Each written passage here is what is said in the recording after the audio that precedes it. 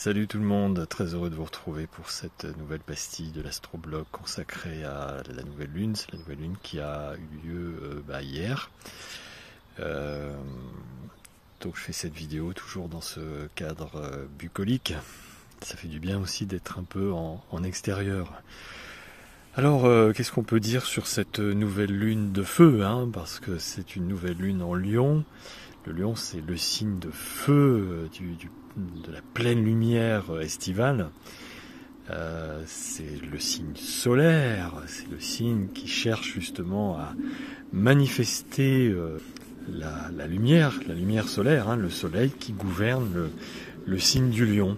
Et donc cette nouvelle lune marque un moment de besoin d'affirmation de soi, de besoin d'expression de soi.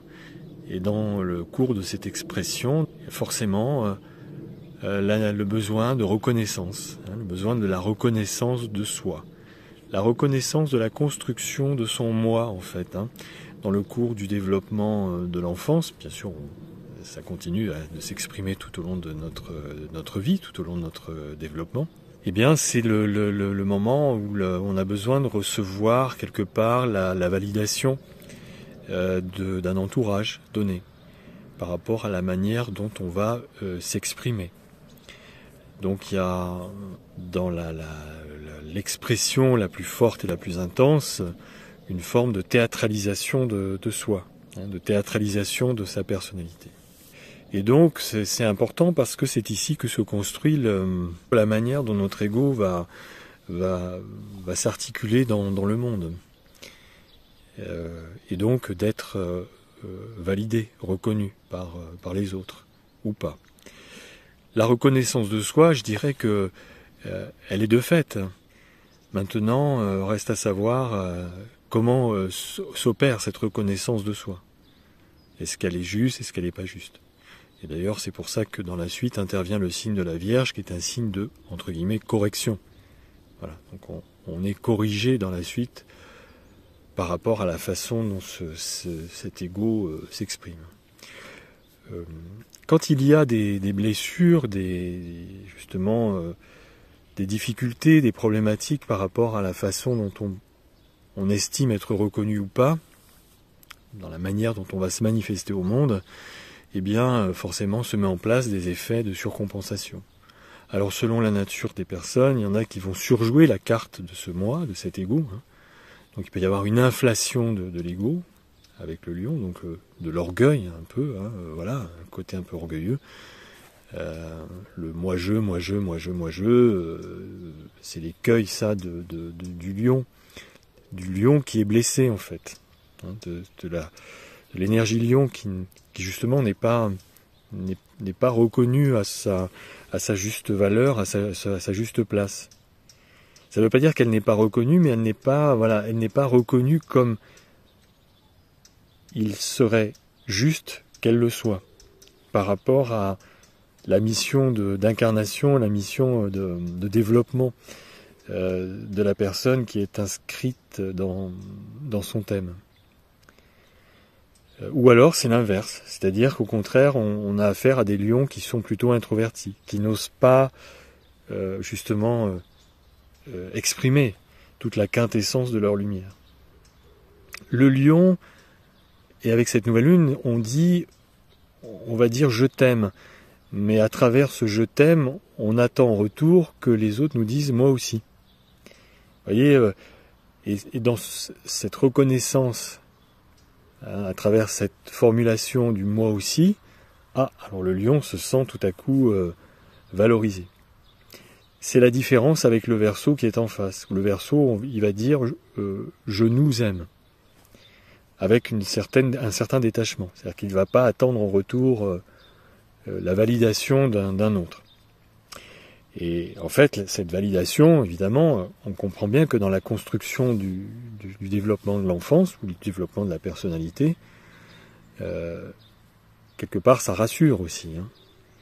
Et donc c'est dans ce cours de la phase lion que on peut engrammer, enquister des blessures. Vous voyez les fameuses blessures de Lise Bourbeau, par exemple, blessures d'abandon, blessures de rejet, blessures de trahison. Et évidemment, la nature du lion je dirais, est spontanément chaleureuse. Parce que cette lumière, c'est la lumière de la vie. Hein. C'est la lumière de la chaleur, de la manifestation de la personnalité.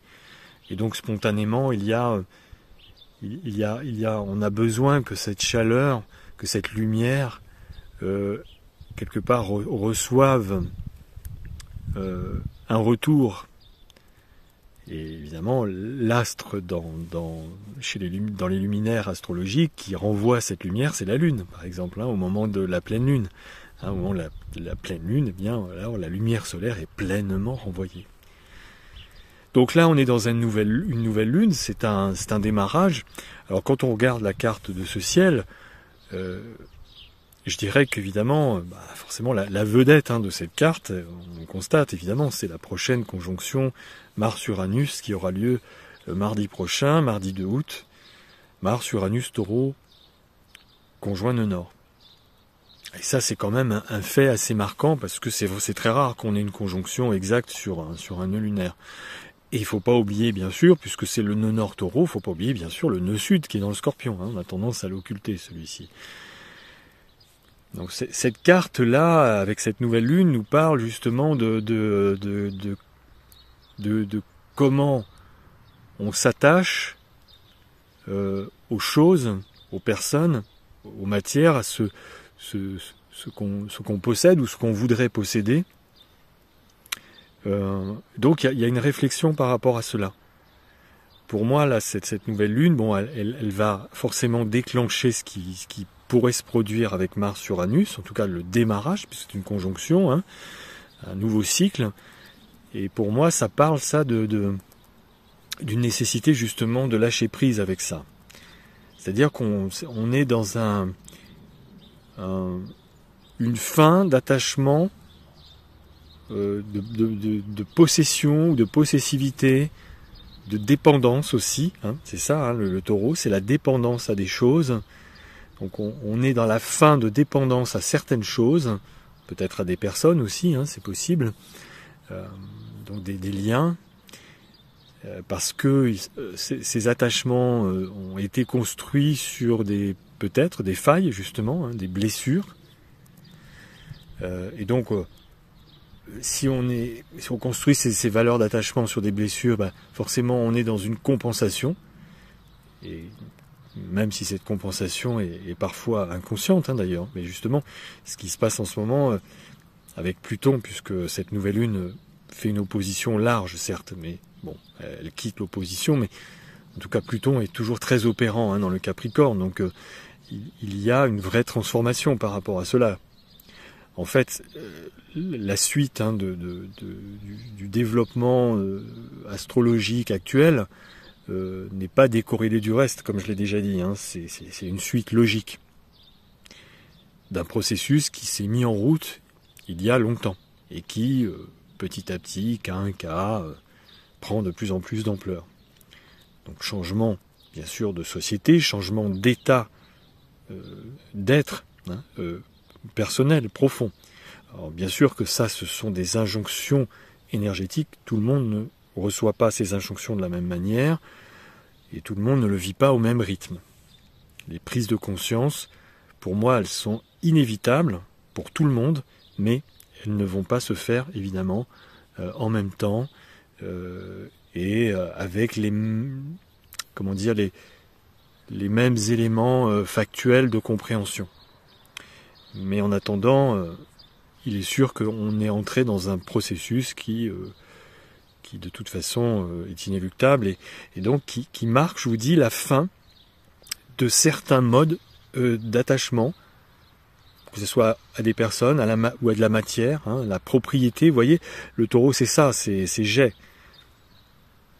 Et de ce besoin d'avoir, parce que ça nous constitue. Alors la question n'est pas qu'il ne faut plus avoir avec les articulations astrales opérantes actuellement, mais c'est plus la nature de ce à quoi on s'attache, de ce que nous voulons posséder, du sens de l'avoir et de la dépendance à ces avoirs. le scorpion, le sud-scorpion en face nous invite bien sûr, à accepter de lâcher, à accepter de nous défaire justement de certains critères d'attachement et de possession. Ça a été valable peut-être jusqu'à présent, jusqu'à ce nouvel ordre là qui démarre. Donc là-dessus, il y a rien à dire. De toute façon, c'est comme ça, l'évolution des sociétés, l'évolution de nous autres, êtres humains. On en passe par des phases et que voilà, on a eu besoin peut-être à certains moments de s'attacher, d'être en lien, d'avoir besoin aussi d'être possédé soi-même par des choses. Vous voyez ? Tandis que maintenant, on va rentrer dans autre chose. Le monde est dans un tel changement que les notions de possession, d'attachement, de soi, de posséder les choses ou les êtres, on croit posséder bien sûr, hein, ou inversement, d'être soi-même possédé, d'être dépendant. Vous voyez, c'est une histoire de dépendance avec l'axe taureau-scorpion, et donc de cette nouvelle lune aussi qui montre que le lion veut manifester certaines expressions de soi pour du coup s'attacher ou être attaché à des choses. Du coup, il y a un renversement total de paradigme. C'est ça qui opère en ce moment. Il y a un renversement total, une rupture totale dans les manières dont on est attaché, des valeurs qu'on accorde en fait aux choses, aux êtres, aux personnes, ou qu'on a accordées jusqu'à présent, dans les valeurs d'attachement à ces personnes ou à ces objets, à ces choses, des choses matérielles ou l'argent, vous voyez, je sais pas, des objets, une maison, et de la nécessité quelque part de revoir ses positions par rapport à ça. C'est-à-dire qu'en fait, avec ce nœud nord taureau, avec ce Mars-Uranus, avec ces articulations astrales actuelles, là, comme on voit, il y a une nécessité de se détacher pour se réattacher à d'autres choses. C'est ça le truc.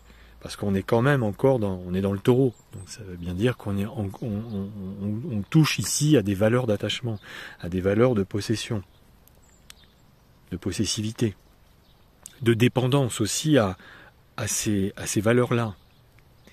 Donc il y a une nécessité de se défaire complètement de ces valeurs de dépendance et d'attachement aux choses qui ont prévalu jusqu'à présent, quelles que soient les situations en fait, pour beaucoup de personnes. Et puis, une fois accepté la nécessité de se détacher de ça, de se réattacher à d'autres valeurs. Parce qu'on est dans le taureau, donc voilà, il faut pas, on n'a pas un nœud nord scorpion avec un Mars-Uranus dans le scorpion. Parce que du coup, ça serait évidemment totalement l'inverse. Non, de resituer, de remettre une échelle de valeur complètement différente. Et de repositionner cette échelle de valeur est ce qui est important. Donc tout ce qui peut se passer actuellement, on peut subir peut-être des pertes ou des choses comme ça, ou ça en passe peut-être pas nécessairement par ça d'ailleurs, hein. C'est tout simplement une prise de conscience et tout à coup les échelles de valeur sont complètement bousculées et complètement revisitées.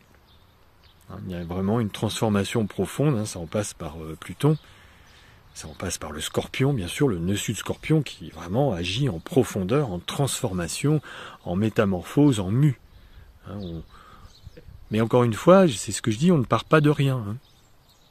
N'oublions pas on se remet en place là, dans un carré Saturne-Uranus, et alors en plus avec Mars-Uranus qui va faire le carré à Saturne. Il y a une libération, on doit se libérer de la matière, d'une certaine forme de matière, ou des valeurs qu'on accorde aux matières, de valeurs qu'on accorde aux choses, aux personnes, à ce que ça représente à nos yeux, à ce que ça a représenté jusqu'à présent, pour se rattacher à d'autres formes de valeurs, vous voyez. Ça ne veut pas dire qu'on lâche complètement, mais on doit libérer ceci, de manière justement à laisser la place aussi à d'autres, la nouveauté de s'installer. D'ailleurs, c'est ce que nous dit Mars-Uranus finalement. Mars-Uranus est tout simplement un accélérateur de particules pour avancer vers la nouveauté, pour avancer justement vers de nouvelles façons d'accorder des valeurs aux choses, des valeurs aux personnes, et tout ça s'inscrit bien sûr dans la suite logique de tout ce qui a été mis en place il y a déjà plusieurs mois, voire même depuis ces 2 dernières années. Hein. Et comme je disais, et du coup il y a des connexions d'âme, hein, comme je l'ai expliqué, qui sont complètement différentes. On peut totalement avoir des ruptures de relations, ou en tout cas s'il n'y a pas rupture, on change complètement de chemin, on va vers d'autres personnes parce qu'on sent qu'on est dans un moment où justement le monde va profondément changer et qu'il va être essentiel de relationner avec des personnes avec qui on va partager quand même des sens de valeur vraiment profondément, je dirais, et sensiblement identiques. Même si on peut être différent, c'est-à-dire que on peut avoir des personnalités totalement différentes pour aborder l'engagement dans ces nouvelles valeurs, mais en attendant, le socle, lui, le fond reste le même. Hein. Vous voyez ? Et c'est pour ça que cette nouvelle lune en Lion, elle va faire en sorte qu'on va exprimer justement sa personnalité, les valeurs qu'on porte, et le fait de rayonner ces nouvelles valeurs, de rayonner ces nouvelles lumières, va permettre justement d'être reconnu ou de se reconnaître les uns les autres à travers ces nouvelles valeurs, vous voyez. Et donc tout à coup, la reconnaissance de soi en passe par une reconnexion avec des situations, je sais pas, peut-être professionnellement aussi, affectivement, peu importe en fait les circonstances de la vie. Mais en tout cas, il y a une reconnexion grâce à l'expression de cette lumière, hein, l'expression de soi, la manifestation de soi, de sa lumière, de cette lumière chaleureuse, cette lumière d'amour, peut-être des fois dans une forme d'ostentation, pourquoi pas, mais en tout cas il faut l'extérioriser, il faut bien à un moment donné sortir, exprimer ce que l'on est, ce que l'on porte, pour que tout à coup ça soit reconnu par d'autres ou pas. Et du coup, forcément, et oui, il faut l'accepter, c'est qu'il y a des cassures. Il y a des cassures avec des personnes avec qui on était en lien peut-être, ou des situations, ou ou le travail qu'on faisait peut-être, des professions, parce que ça colle plus, quoi. Ça colle plus par rapport à ce dans quoi on se reconnaissait avant, parce que voilà, c'était de fait, et tout à coup, il y a un tel bouleversement en soi, il y a une telle prise de conscience, parce que ce qui se passe en ce moment, ça bouscule, ça nous éveille, avec Uranus, hein, c'est ça, faut pas l'oublier, c'est une planète d'éveil, hein, c'est une planète de prise de conscience, où là, alors il y a des personnes qui prennent l'ascenseur, vous voyez, qui vont monter directement au dernier étage, au sommet, et puis d'autres qui passent par l'escalier, mais peu importe, de toute façon, l'essentiel, c'est que il y a ce mouvement qui se met en place. Et là, le fait d'extérioriser avec ce lion, avec cette nouvelle lion, d'exprimer ce que l'on est dans ses valeurs, auprès de personnes, auprès de son entourage, peu importe, là où on est dans la vie, peut-être, oui, je vous dis, des fois avec une certaine ostentation, peut-être avec certaines exagérations qui peuvent être propres au lion, hein, des fois dans ce besoin de moi-je, mais en même temps, c'est une nécessité d'en passer par là pour justement qu'on attire à soi, ou que soit on aille matcher et se connecter avec des personnes avec qui, oui, voilà, là c'est vraiment avec ces personnes-là que j'ai envie de participer au monde. N'oublions pas qu'en face du lion, il y a le Verseau. Le Verseau, c'est la participation au monde. Hein, c'est justement, c'est ce que nous sommes. L'expression de soi et donc de son réservoir de valeur, puisqu'on a aussi Vénus dans le Cancer. Le Cancer, c'est le réservoir mémoriel, c'est le réservoir de tout ce qu'on a accumulé, justement, depuis le Bélier. Bélier, Taureau, Gémeaux, et là on a le Cancer, boum, on stocke, on met en place nos racines de personnalité, avec Vénus, planète des valeurs, et bien voilà, donc là, on a ancré peut-être de nouvelles valeurs, ou un démarrage de nouvelles valeurs. N'oublions pas que nous sommes toujours dans cette période de fin, hein, carré décroissant Saturne-Uranus, c'est la fin d'une époque, mais c'est pas encore complètement fini, hein, ça sera fini complètement en 2032 au moment de la prochaine conjonction Saturne-Uranus, mais en même temps qu'une époque se termine, il faut s'ancrer dans de nouvelles perspectives. Et évidemment, c'est sûr que toute l'humanité et tout le groupe humain que nous sommes sur cette planète ne va pas marcher de concert comme par enchantement en même temps. C'est clair, c'est long. Il va y avoir des fragmentations, des fractures. J'en avais parlé aussi de ça dans une très vieille capsule. Mais en même temps, c'est peut-être une étape nécessaire avant qu'il y ait une espèce de mouvance un peu plus, entre guillemets, dominante, et où finalement le reste va commencer à suivre derrière, parce que de toute façon, on verra bien que c'est la seule voie, enfin une des seules voies viables pour pérenniser l'espérance de vie et de survie sur cette planète qui, actuellement, du fait d'une expansion, de l'accroissement de la population mondiale et d'une limitation de ressources, en tout cas de la façon dont on exploite ces ressources. Les ressources, il y en a, mais la manière exagérée, très jupitérienne, très sagittarienne, trop exagérée, de too much, là, du toujours plus, du toujours trop, de l'étourdissement en plus de ce monde consumériste qui n'arrive pas à poser des limites raisonnables dans la gestion, quelque part, justement, de ces ressources pour que tout le monde puisse en bénéficier équitablement. Bon, ben voilà, donc là, forcément, à un moment donné, il y a quand même des esprits qui sortent depuis très longtemps, il y a des personnes qui engagent de véritables actions dans ces directions-là, et d'ailleurs, la différence avec les époques passées, c'est que, je l'ai dit, pour moi, c'est fini les grands mouvements, les grandes idéologies, parce que ça, c'est quelque part une illusion, C'est un peu le miroir aux alouettes, et puis on s'aperçoit finalement qu'on mange son chapeau une fois que l'illusion est retombée.